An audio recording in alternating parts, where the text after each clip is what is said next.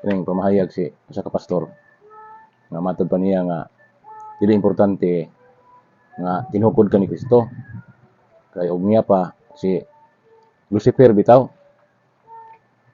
kuan man gyud ang iyang pinag-anan langit man gyud si Kristo mo kuno nag mamoy kuno founder kuno may nagbuhat niya pero nahimo mo kuno gihapon Satanas so dili kuno garantiya nga ikaw usa ka sakop sa tinukod ni Kristo.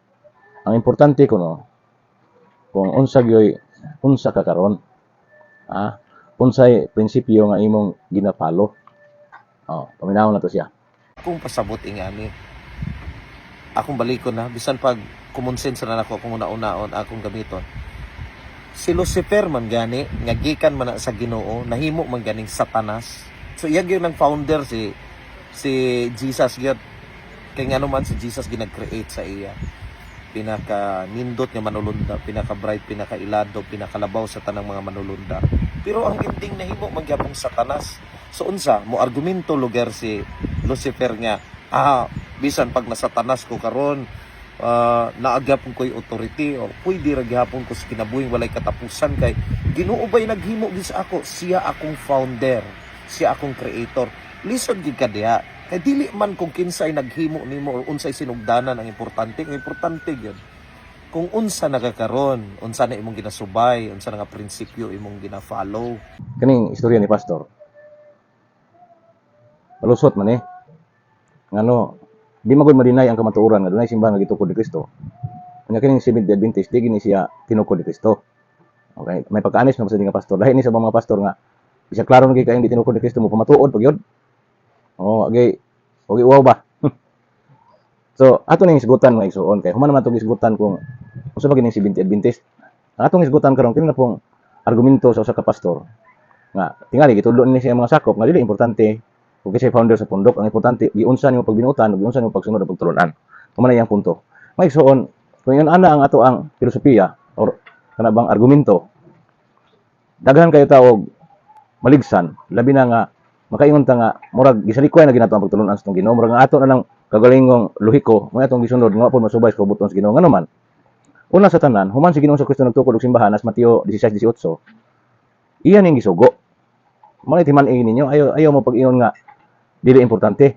Kay gisugo ni itong Ginoo, asa man mabasa nga gisugo itong Ginoo nas Mateo 28:19-20. Unya sa sugo niya, siya nagsugo nga bunyagan tanang tao. Paghuman, ubanan niya hangtod sa katapusan sa kalibutan. So, importante ni siya. Doon na siya gisugo. Ang atong trabaho na sayra na unsa na?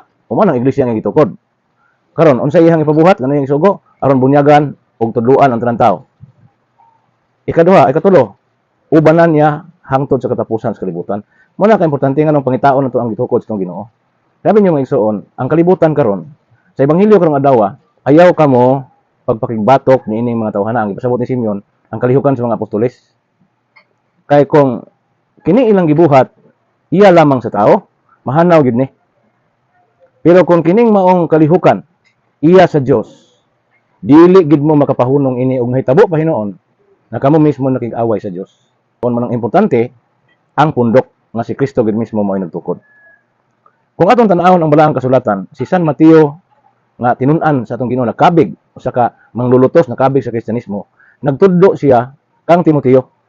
Ang gitudlo ni Timoteo siya nga ang simbahan kuno haligi og sukaranan sa kamatuoran na sa unang Timoteo kapitulo 3 bersikulo 15. Yang anong di man importante? Na kung nangita tas kamatuoran, nangita tas kabubuton sa Ginoo, klaro man ang sulat sa Biblia nga ang simbahan man gyud ang iglesia may haligig sukaranan sa kamatuoran. Dili ta mo sungag anak kundi sabton ato ang kahulugan ana. Og sa among pagsabot, klaro kay na diha nga importante kayo ang simbahan kung kamatuoran ang imuhang gustong pangitaon, dili ang unsay kaugalingon nimong panglantaw. Kung si Kristo gyud mong ipangita ba? Unya sa Efeso 5:23 si Kristo may ulo ani. Kining iglesia nga gitukod mao iyang lawas. Unya ingon si San Pablo nga siya pag mangluluwas, anong lawas nga siya ulo? Mao ning iglesia. So, diya, samot ka importante. Ikatulo, kung basahon na ito ang pinadayag, Kapitulo 3, versikulo 6, niingon si San Juan nga kung gusto kang maminaw sa tingog sa Espiritu Santo, pamati sa iglesia. O, di ba importante? Dili ba importante kani pag-ingon ni San Juan nga paminawa ang iglesia kung gusto kang makatungog, kadungog sa tingog sa Espiritu Santo? Karon kung gikinahanglan nga ang iglesia din may musulti aron madungog nato ang tingog sa Espiritu Santo, ang pangutana karon, si Kristo ba tagiya sa imong iglesia ang gipasakupan? Kaya kung dili si Kristo may nagtukod ang imong pundok, wala man yung ingon nga hinambog mi kami kay tinukod mi ni Kristo. Naluoy lang mi sa inyo ba kay nasimang mo nya di man ikabubuton sa Ginoo. Ang kabubuton sa Ginoo, Juan 10:16, ningon siya nga tapukon niya sa usa lamang katuril ang tanang tawo sa tibuok kalibutan. Aron mailalom sila sa usa ka panon ubos sa usa ka magbalantay. Naon sa man ang magbalantay kung magtuon tag kanang bitang etymology. Kanang word nga magbalantay sa baba mismo ni Ginoong Kristo, ika na sa Griego nga pagkasulat ni Mateo. Kay Griego nga pagkasulat, episkopoi. Bot pasabot obispo. So usa ka panon nga gidumala sa obispo pagbuot na sa tong Ginoo. Juan 10:16, ni siya doon ako mga karniro masakop din hining turila. Bot kung dadon niyo sila dinher, mahimo silang usa na lamang ka panon ubos sa usa ka magbalantay. O doon na siya relasyon sa ingon niya panlakaw kamo ngadto sa nang katawan sa tibuok kalibutan o bunyagi sila sa ngalan samahan sa anak ug sa Espiritu Santo. O kinundumi ako maguban kanunay kanyo hangtod sa katapusan sa kalibutan. Kana dayong sugua para dayong mahimong sakop sa entoril. So diyan mo makita unsa ka importante ang simbahan.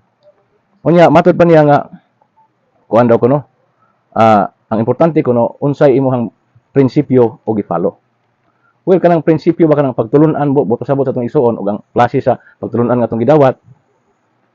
Karon kung ingon ka nga dili importante ang iglesia, kana may pinaka-angay isa likway nga klase sa prinsipyo o pagtulun-an. Ang ilang style moingon sila nga bisan tuod og kami dili tinukod ni Kristo, pero ang pagtulun-an ni Kristo maoy among gisunod. Ang sugo sa Dios maoy among gisunod. Ang istorya lami paminaon. Pero i-check nimo ang mga istorya bakak ngano man. Pag ingon sa tong Ginoo nga bunyagan ang tanang tao, kinsa may nagbunyag ninyo? Katubang gisugo sa tong Ginoo. Kung moingon ka nga, ang sinugo sa tong Ginoo, ato ko nang i-trace up.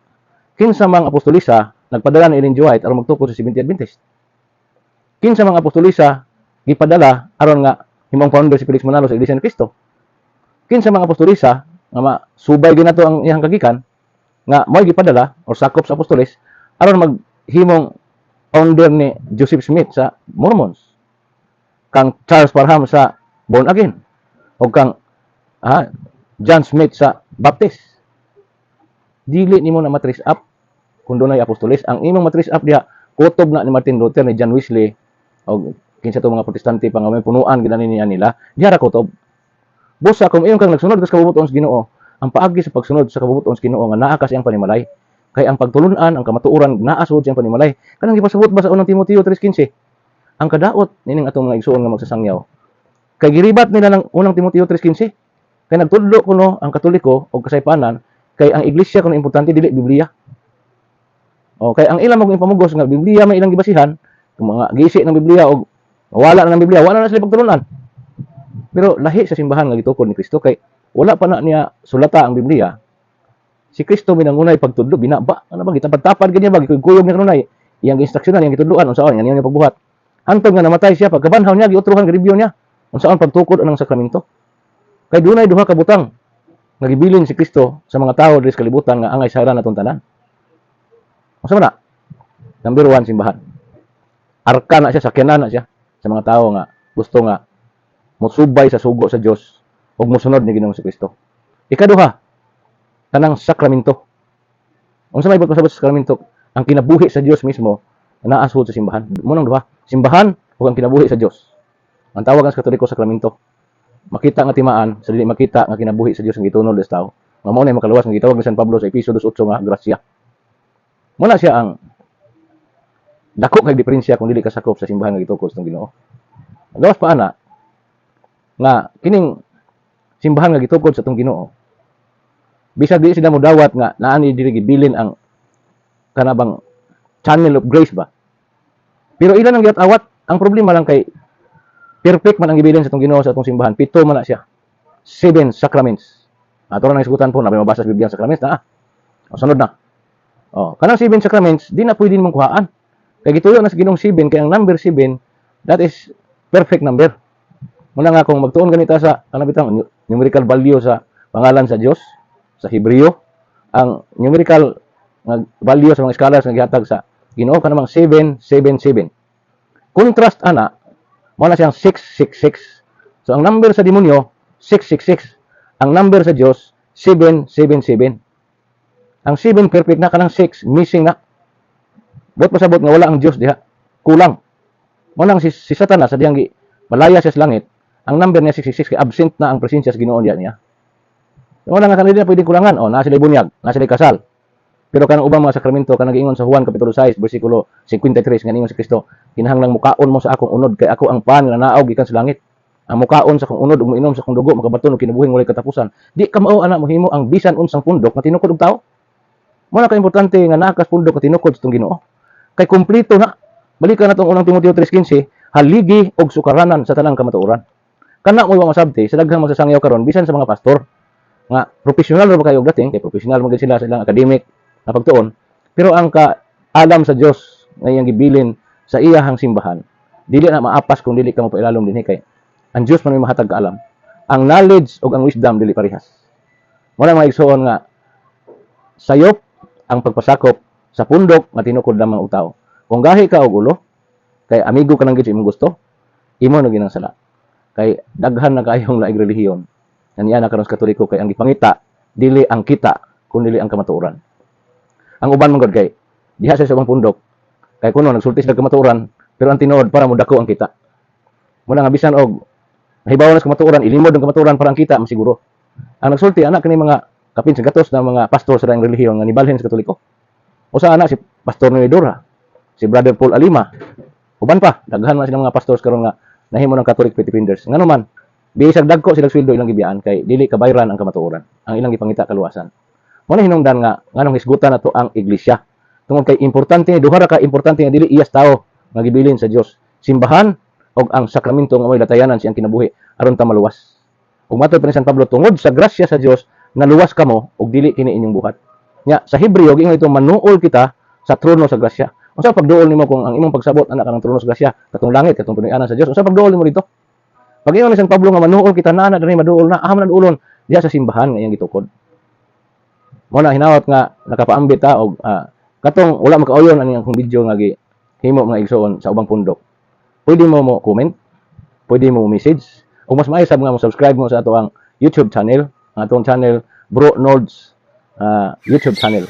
Gamay ra kay atong channel kay kuan man kanang dili man ta pareha sa uban bitaw nga kanunay gyud natin man nalagtar taon nato pero basin og ato ning atimanon pohon.